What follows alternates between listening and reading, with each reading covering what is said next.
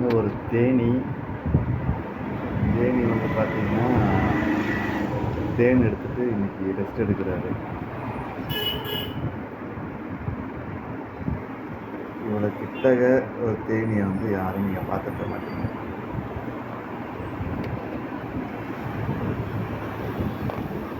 இதுதான் வந்து sting. Back சைடில் இதை வச்சு தான் நம்மளை வந்து குத்தும், கொட்டிடும். இதை வச்சு தான் இப்போ வந்து அவர் பறக்கிறதுக்கு ரெடி ஆகுறாரு. ரெஸ்ட் எடுத்துகிட்டு பறக்கிறதுக்கு ரெடி ஆகுது.